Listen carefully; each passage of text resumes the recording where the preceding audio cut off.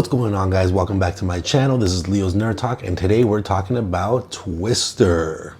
So let's get into that. Hi, my name is Leo Navias. I talk about movies, TV shows, video game related, or just anything nerdy. You have come to the right place. And like I said, today we're talking about Twister. So without further ado, let's get into the review. Now, of course, with Twisters coming out this weekend, starring Glenn Powell, I was very excited to go back to watch Twister. This is actually a first time watch for me on this movie. I was not alive when this movie came out, so I wasn't really in that era where this movie would have been a really big thing. But I'm very excited to say that I really enjoyed this movie. This movie was really good. It makes me more excited for Twisters, and I mean, I'm excited to share my thoughts with you guys on this movie. I thought it was just an epic time, such a tense time, such a fun popcorn movie.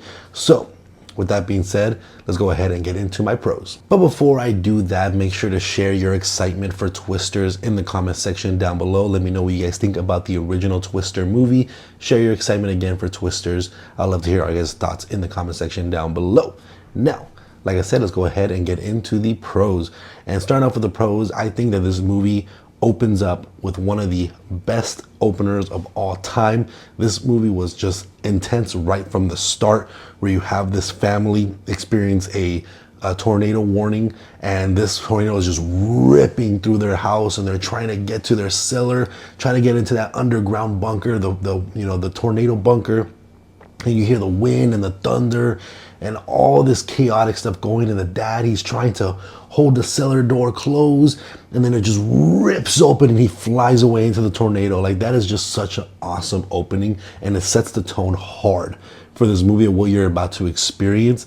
And I love that this isn't just some random family. Now we go into the future, and the little girl that experienced her father die from a tornado is now a storm chaser, and her whole goal is to try to figure out how to make these little like sensors so that they can kind of study tornadoes and figure out how a tornado works and the functionalities of it, so that they can have better warning signals for future tornadoes to kind of help people have a longer time to set up to get into safety. And that's such a unique concept, I'm not sure if the concept of this is like something real that storm chasers or scientists actually are trying to do, where they or if they've done already, where they're trying to figure out how to give more time for tornadoes. Like, I'm sure we have better technology, and meteorologists have figured out how to tell when a tornado is coming and stuff, but I'm not sure if this concept, the way they set it up, is this thing that's actually real. But regardless, I just love that it is. This movie is meant to be kind of a little silly as well. Like, it's a pretty serious nature film when you're seeing them just going to tornado, houses are getting destroyed, people are dying, you have a lot of emotions, but and also there's an underlining like fun and silliness to it, where you just have like these people chasing these storms. You have these very bombastic and over the top characters within this little group and stuff that I really enjoy.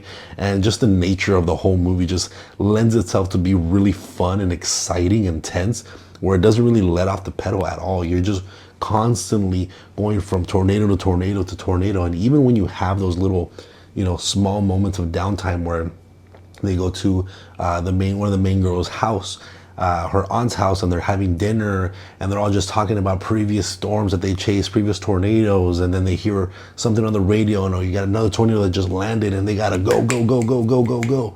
Like, that intensity is so much fun, where even the downtime, you're just waiting for that next tornado to hit, and it constantly just moving the plot forward. And I kind of touched on it briefly, but I do really enjoy all the characters that we get here. We have our main actor, who he is kind of not really in this realm anymore. He became a weatherman, and he found a new wife, and the wife is a therapist, and he seems like his life is just so much more relaxed and calm. And he's coming to his old group that he used to chase these tornadoes with, and his ex-wife is like the leader of this group, and they're going through a divorce, and then you have this like little love triangle between the three, and you have this girl over here that is super awesome and wants to get into the excitement and chase these storms, and you have the other girl on the spectrum that is scared and terrified for her life and doesn't feel like this life is for her.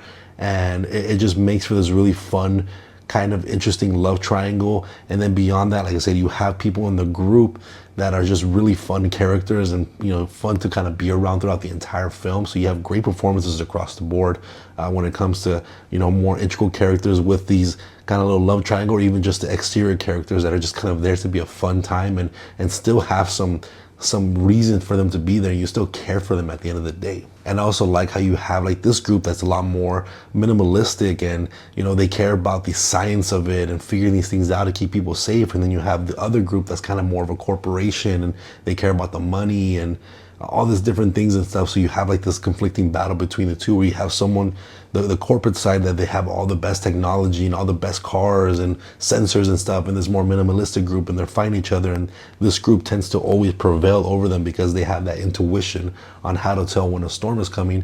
And so you just love that constant battle. And I just love the shots of like these wide shot angles, and there's a tornado in the background, and you have all these cars and trucks just following each other with a beautiful score and a badass soundtrack throughout the entire time to just continuously ramping up that intensity. So I just love like the visuals of this too. And for the most part, you know, not always, but for the most part, the tornadoes look really good. The effect of the tornado looks really good, and it's very believable. And, you know, the way they did the weather design, and the raining and the hailing and the storms and the wind, like it all kind of brings you into that. And there's so many times in this movie where you're literally within the tornado, so you're constantly just feeling that intensity, and like you're actually there with them, and you're just waiting for something bad to happen every single time they're chasing a tornado. And I love the style of this movie. You know, one, obviously the director does, I think, a fantastic job directing this entire film, where it's pretty quick paced. Like I said, there's constantly that intensity. You never really take your foot off the pedal,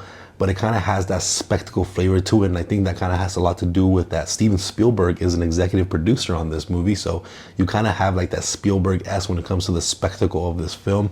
And you kind of feel that with, you know, the shot choices, the music choices, the score choices and stuff like that. So overall, this is just a really fun movie. You know, this is kind of the definition of a B-movie popcorn film, but it's so fun and it's so good, where like it just keeps you entertained the entire time. And it's one of those movies that, you know, becomes an instant classic. And for me, watching it for the first time, even not growing up in that era, it just became one of my favorites. And it's such a fun movie that I will see myself watching so many more times. But now heading into the cons, and I just have a couple of things here. Well, I do think that most of the effects of the tornado is pretty good. There are certain times where you can tell it's very CG heavy. The tornado doesn't look as good. You know, even stuff that's like kind of fun with the cow, like kind of flying around, you can tell it's very CG heavy of a cow, and it kind of makes for a little silly scene. Like I said, that's what kind of makes the fun aspect of it. But like I said, there's certain effects that don't age too well, it doesn't look too well, and there's also certain like dialogue choices and dialogue exchanges that feel a little awkward, and it doesn't feel like that's how someone would talk, and especially not in this situation. So some of the writing when it came to the dialogue was a little choppy, that it just kind of didn't make sense. Overall, I think the movie and the dialogue is pretty good, but there was just certain instances like that where I said like dialogue felt a little awkward. You know, the effects and CG looked a little dated and weird. So there's like these little minute things that kind of are the limitation for the times, and you know, kind of a little limitations when it comes to the writing aspect as well. And while I do think pacing was really good and directing is really good and it keeps that intensity up, for some reason, for only being like I think an hour and 43-minute long movie, this did feel a little longer than that. This felt like a 2-hour, 20-minute movie to me throughout the entire runtime. So it just felt like maybe, I'm not sure what it was. I'm not sure, because I don't think it's the pacing of the movie, because I said it's paced very well, but maybe there's just something about it that made it feel like it was a little stretched out longer than what the hour 43-minute runtime is of this film. Like I said, it felt a little bit more like a 220. But overall, let me know what you guys think about Twister, and also share your excitement for Twisters in the comment section down below. We'll definitely love to hear all of your guys' thoughts. I thoroughly enjoyed this film. It brings my excitement level even higher for Twisters, especially I'm a big Glen Powell fan, so I think I'm gonna absolutely love this new movie that's coming out. But again, if you guys like time think movies, TV shows, or video game related, make sure to hit that like and subscribe button, and I'll see you guys on the next review. Thank you.